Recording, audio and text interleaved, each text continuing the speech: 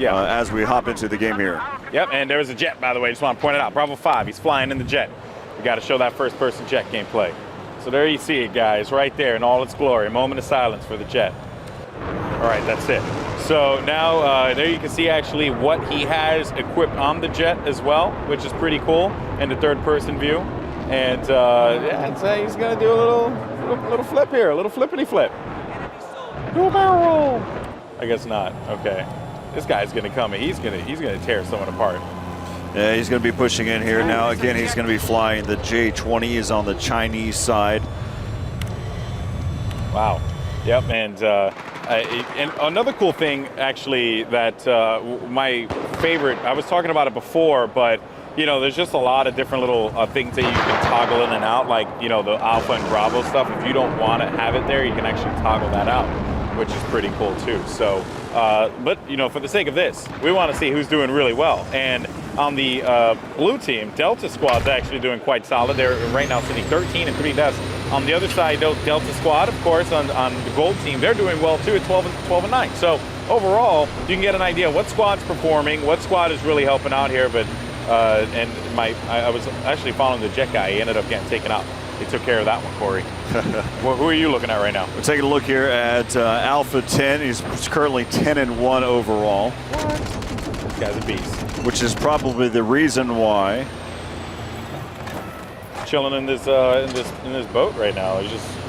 Well, again, one of the things that Lars and I discussed is how effective is the amphibious vehicles really going to be in this game. Yep. And so just kind of looking at it, I mean, look at this. It's definitely efficient. You can see how they're just kind of going from beach to beach, and you realize, hey, being shot at. And if you didn't see there at E3 for Siege of Shanghai, one of the quickest ways to exit out, well, yeah, it's a jet ski. Yeah, without a doubt. That is so cool, man. It just, I still brings a smile to my face every time I see it. But yeah, and another you know, cool thing that I'm seeing here as well in the third-person view of Alpha 10 is the movement, right? So like when his legs move, they really are like reacting to the environment as opposed to just being like static, you know, like just movements in general. It kind of has like a really good touch to it. That's just something I pointed out or something I noticed. But yeah, actually Alpha 10's using a sniper rifle. He's actually using the CSLR-4, but you're taking a look at someone in the Z1W, or excuse me, Z11W. That is Bravo 20, taking some fire here. He's in a little bird, seeing if see if he can pick up a kill here. He's so far Bravo 20. Bravo 20. He actually is 0 and 0. Yeah, he's not doing too well, but he's not killed. Oh crap! Did you see that? The jet plane just flew into the helicopter. Nice. That was awesome. Let's go and hop on board here. That was so cool. Corey just laughs at me. Like, don't laugh at me, man. That was awesome. That was amazing. Get a perspective and see how well Alpha 13 can do here. So far, Alpha 13, he is 1-0. As you can take a look at your lower third, 1-0. 20mm cannon, heat seekers, gyro stabilizer, infrared flares, or IR flares. Oh, this guy's got a lot of great control too. Yeah, he actually. I'm looking at his first-person view. I thought he was gonna dive into the water there, but he managed to stay alive. So that was definitely pretty sick.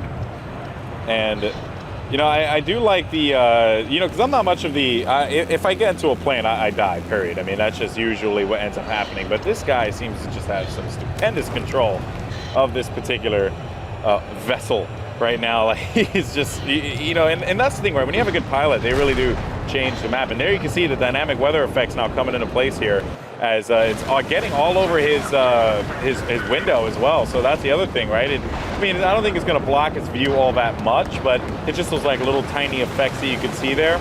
So that certainly is pretty cool. And look at that. He's shooting at the windmill. And again, one of the things you'd mentioned as time goes through, you can see that this windmill is starting to fall. That jet's actually trying to help it. But now as the time is continuing to pass, here we go. This windmill will continue to fall little by little, and then that ship will be released. It's still afloat, so still effective here. Yeah, and also the water effects, do impact boats as well, if I'm correct, because the big waves that flow around through the island, if you're trying to, get good maneuvering, if you have these big waves coming through, so it impacts the map, in more ways than one, besides just this really cool evolution effect that goes down, also just using the map itself. If you want to jet ski your way out of there, you might have to wrestle with some pretty aggressive waters because of the rainstorm. So lots of cool things there to soak in for sure. And there you can see actually E, which is the shipwreck. That's staying right there. That's not going to move. It's the boat that's right in front of you. That's the one that as soon as this windmill does go down, and actually it should be happening any second. There you see it right there. And now the boat makes its way in. Just there you go. You got to get cinematic with it, Corey. Yeah, so you can take a look at exactly where it's going to go. We'll turn on just for a moment so you can know exactly where it's going to end up, going towards the C point, the Firebase Island. And it's just cruising. We have lost objective Alpha. And it's intense, man, because I actually was playing on C on the Firebase Island when the boat crashed in, and there you can see the boat now moving in. And look, see, imagine being right there as this boat makes its way in, like being toward the side of it. It really does change a lot. And you see how the building just comes crumbling down after getting hit by a ship. Who'd have thunk? Who'd have thunk it, So now this changes the map, right? This one guy's like, holy crap, a boat just landed right on the island. What am I going to do? Well, there's something on the boat. And actually, Corey, why don't you tell people how this actually impacts the Firebase Island? Yeah, so I haven't had the chance to really see exactly see it being used yet, but it's one of the things that the commander has the ability to use.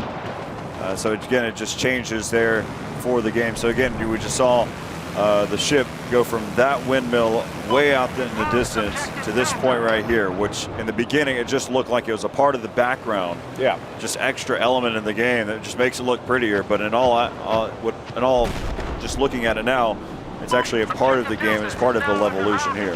That's right, and you also gain access to an anti-air gun as well through the boat. So that's a pretty big change there. That's there you can see right there, that anti-air gun. You get access to it, but you have to control the island. You have to control C in order for you to access it. Again, it's a commander feature. We haven't really seen it used just yet, but it is a commander feature. You have to have that control, and it is awesome. So just like in the way, in the last, Siege of Shanghai, the way that it really changed the map, this one also changes the map because it also blocks off this portion of the map here, because the seaside, it blocks it off quite a bit here from incoming fire from B. So that does change the element of the map and makes it rather different, which is pretty cool. I believe it's B that that the shots come down from. Yeah, it's B.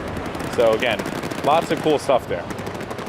Take a look here. You can see that these players are going to be up here on top of the roof of that broken building. They're actually giving a lot of cover fire for their teammates, just trying to clear out that C point. The guy below them too. And there is a player that you mentioned that is right below them that actually may be taken out here in just a moment. Again, there's just this nice little firefight action that's happening here.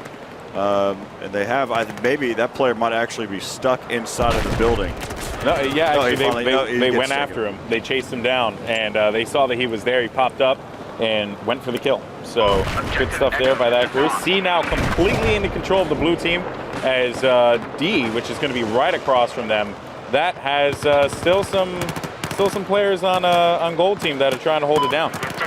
Yeah, so the Chinese again having control now. If we take a look at the overview, you can see that you've got currently the A, B is contested currently. C belongs to, so A and C belong to the Russians, and then D and E belong to the Chinese. As we just kind of take a look at the overall, we'll go ahead and hop back in here with Alpha 13.